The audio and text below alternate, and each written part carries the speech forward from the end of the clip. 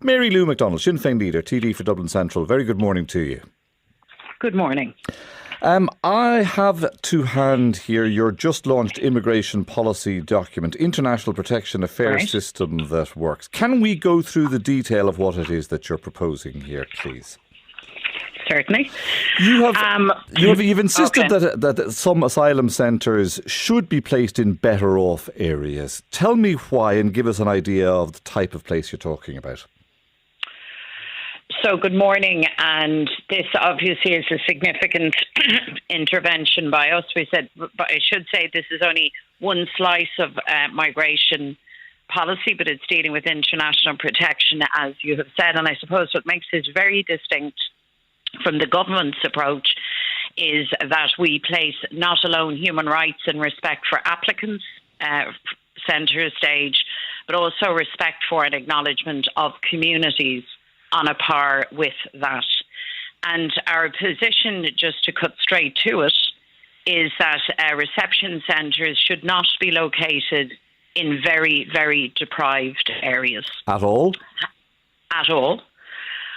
We believe that it is the wrong approach. If you look at what the government has been doing, their approach has been arbitrary. It's been very much ad hoc and driven by private provision. Our document deals with that. As you know, we are for the state providing this accommodation. It hasn't been planned properly. And in many cases, it has meant that facilities have been opened for very vulnerable cohorts of people in communities that are literally cut to the bone and struggling and not managing as things stand. Okay, and as a matter so then let's just tease this bit out though, because you're absolutely right that placing these asylum centres in those communities has caused a number of very obvious problems. But do you necessarily solve those problems by moving from, say, Darndale and Coolock to Howth and Sutton? Because you might just find that the GP lists are just as busy, the schools just as bursting at the seams, and the public transport just as patchy. Well, you see, we don't have to speculate on these matters. There are data sets available, the Pobble Deprivation Index, for example, data from the Census, the CSO. And for other decisions, the state routinely will use those data to inform policy and the choices that are being made. What makes the issue of siting of international reception centres really, really at odds is that that approach is not taken at all.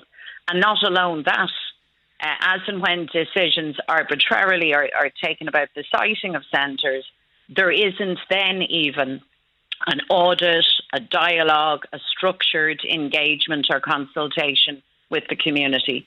So our approach, to summarise it, is to say simply this: you do not place these centres for very vulnerable cohorts of people who need support in very, very deprived, struggling, neglected areas, by the way, neglected by successive governments and for generations. And their neglect is the responsibility of government and government alone, not any newcomer to our shores. Let me make that absolutely clear.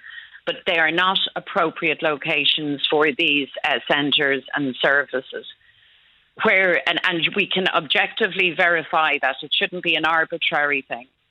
Where centres and where provision is located, equally there still has to be a dialogue, an engagement and a consultation with the wider community, because as a matter of basic common sense and good order, where change comes to any neighbourhood or community, where new people are introduced for whatever length of time to any neighbourhood or community, the sensible, orderly, friendly, constructive way to go about that is with maximum consultation and conversation, not the approach of the government, which has been to ignore all of that. And at the heart of our approach, therefore, is community.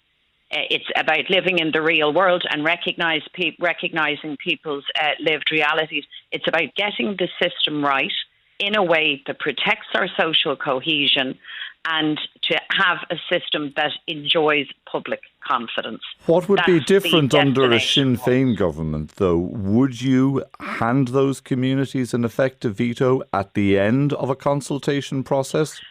No, nobody has a veto, and I'm very taken with that. So you're adding them with the government then? Well, let me say this about the government and vetoes. The government reaches for the veto argument as a rationale for not engaging with communities. I don't accept that. I think that's very cynical of them. Communities aren't looking for vetoes. Communities are looking for fair play, for fairness, for common sense, and for their voices to be heard. Because let me put it to you this way, I don't think anybody in any community, be it affluent or otherwise, would deny the right of people to comment, to object, to participate in our planning system. There's no suggestion that anybody has a veto in that system. It's an open democratic process.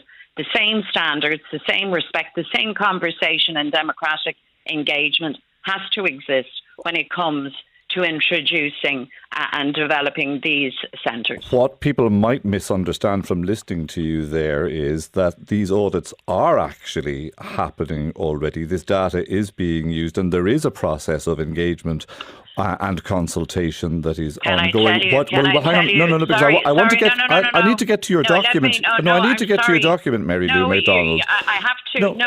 I have to refute that. I have to refute that. We've already heard what it is that you have to say. We're here to talk about your document today, not the government's record. No. Let's talk about your document then. So you're saying that in order to beef up that audit process, to beef up that consultation process, that you want to throw extra resources at this, a tripling of staff numbers at the International Protection Office, a tripling of resources for the Appeals Tribunal. Has Sinn Féin worked out how much that's going to cost? I mean, you're talking about up to 1,000 civil servants. Are they going to be newly recruited members of the civil service, or are you going to take them from elsewhere? And if you are going to take them from elsewhere, what departments are you going to leave short-staffed? Well, firstly, I have to refute again any notion that the type of consultation, the type of engagement with communities that we propose, that is our policy, is taking place. It's simply not. And the government. Okay, we've heard you on that. Let's get to the question there, though. Yes, and secondly, to say to you, you're misquoting the policy when we were talking about the tripling of capacity. The tripling of capacity is correct. Tripling staff numbers at the IPO from 400 to 1,200, tripling of resources for the IPAT. I'm reading it from the document. Yes. So have you costed that, and where are they going to come from? Excuse me, if you don't mind. That is not for the purpose of community engagement, as you have suggested. That is around the issue of efficient processing of applications. The number of international protection applications is growing very, very substantially. The system is very slow. The average application processing time is now 18 months. That's simply too slow. It leaves the applicant in the invidious position of being in a very long limbo, and it means that there is a very late distinction between those who achieve international protection and who must stay and be cared for. All of which is agreed. All of which is agreed. Have you costed this reallocation of human resources? There is a costing for it. I don't have it to hand. It is not enormous. And let me tell you, whatever it is, 1,000 new civil servants is not an enormous cost. Are you actually interested in hearing the policy, or simply nitpicking with me? Whatever it costs, it needs to be done. By the way, the government, for your information, have accepted that capacity is too low. They're proposing to increase capacity, but far too slowly, far too slowly. Remember this, 2/3 of applications for international protection don't succeed for one reason or another. And it is imperative that those persons are respectfully and safely returned. Why? So that we have the capacity to integrate and to keep safe and give refuge to those who do qualify. So now hang on a second. There is a costing. You don't have it, and you can't tell us at the moment where those civil servants would come from to commit to the IPO and the IPAT. No, I want to move on. I want to move on to the next thing, the next platform plank of this new policy. You want to move away from a reliance on the private market to remove profiteering. So does the government. Are you not again doing exactly as they're doing? Well, first of all, I have to say that your tone with me in this interview is extremely rude.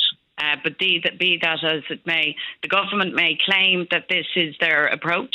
It is something that they have failed to do. This was signposted 5 years ago by Catherine Day, and they still haven't done it. I'm less interested, and I would have thought as a journalist and a broadcaster, you would be far more inquisitive, not simply around what the government is saying, which you're very happy to repeat ad nauseum, but actually what the government is doing, or in this case, has failed to do. So are you committing then to what was recommended by Catherine Day and the Direct Provision Advisory Group? Yes, it's the correct approach, yeah. So you will build 6 and maybe up to 15 different asylum centres? Yes. Absolute categorical commitment? Our categorical commitment is to move away from private profiteering and into public provision. I've said that, I think, extremely clearly. That is a necessary process. We have to have a system here in this state that works. I've described for you, you don't seem that keen on it, but I've described for you the community part of that. I've described for you, I hope, in a way that you have understood the need to protect social cohesion and public confidence. And part and parcel of that is having a planned approach that is state-led and that's driven by public investment and not private profiteering. Yes. You want to amend the International Protection Act to allow for the partial designation of some countries as safe, presumably so that you can return people there. So which countries is it that you have in mind to declare as safe? And can you explain how is a country designated as partially safe? Because although we live in a small island, other territories and countries are quite vast, and the political and social circumstances and the levels of safety or lack of safety can vary quite significantly. It's not for me arbitrarily to name countries. We're proposing here a policy approach that recognises those variations which can be geographic. They can also be determined by other factors. So, for example, certain territories or countries may not be safe for women or for gay people. And we think it's important that the system has the capacity and is sophisticated enough to recognise those differentials. It's a legal process through which those decisions are made. It is not arbitrary, and it's not a case of cherry picking or not cherry picking individual countries or territories. When you make this another central plank of this policy document, there must be countries that you have in mind that are safe to designate for return. No, what we have in mind is the global scenario where because of poverty, because of war, because of the climate crisis, large population movements are now a fact of the world that we live in. We may be a small island out on our own, but we are not immune to all of that. And this country has to have a thoughtful approach to how we deal respectfully, in a way that is humane, in a way that puts community front and centre, in a way that is efficient for all of those challenges. So it's part of that formula. Enforcement of deportation orders is another big plank in this document. Successive past ministers for justice have attempted this and have just said it does not work. It sounds logical, but so very often these failed asylum applicants that huge resources are thrown into trying to track down have already left the jurisdiction. And the difficulty is that there's no means of tracking that. And from the government's approach, excuse me, they haven't been very keen on actually tracking that at all. Because it's a wild goose chase. Well, no. I mean, I think that if you're here and you've made an application and you are you're in state-provided accommodation. We're not a vast territory such as Australia or otherwise. I think if the system is efficient, and again, this comes back to the processing times. And stepping that up, it's currently but what sort of 18 months at resources median. what sort of resources do you see yourself dedicating to this? I mean, do you envisage The dedicated resources that will be Department required. of Justice officials, Gardaí? Philip, can I just say to you, the resources that are required, this is a policy document. I lead the opposition.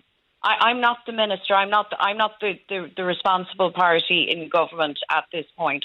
We have set out, I think, very clearly, a very balanced, a very clear methodology and approach and value system for dealing with this issue. Year on year, of course, the resource requirement will vary and it will have to be met. And that will be a matter for successive budgets. Those resources will be made available. But Mary Lou, what is a policy document without costings, without an idea of what the resources required, other than a wish list? No, policy documents set out the policy apparatus, the frameworks and the approach. And I will listen with interest, Philip, and to your colleagues, as and when you have others setting out policy proposals and a similar demand for exact costing line by line. That's not what policy documents and position papers do, and you really should know that. Everybody coming on here will receive exactly the same level of robust interrogation. I'm delighted to hear it. Are you making a political football, though, Mary Lou McDonald, out of vulnerable asylum applicants by insisting on sending them to certain wealthy areas to make a political point? Because this reinforces the impression that people are an onerous burden that needs to be offloaded rather than human beings. I've said nothing of the sort, and I don't appreciate you levelling that charge at me. You said that you don't want to send them to deprived areas at all. That means, therefore, that you want to send them to wealthier areas. Yeah, and I'm sorry if you find that difficult to comprehend, but I think any reasonable person would accept, because we are all human beings, because a person fleeing conflict and trauma needs support, and because of that very humanity, you do not, if you have any basic common sense, place that person in a community and in a setting that is stretched to the bone, where the food banks struggle. Communities like that.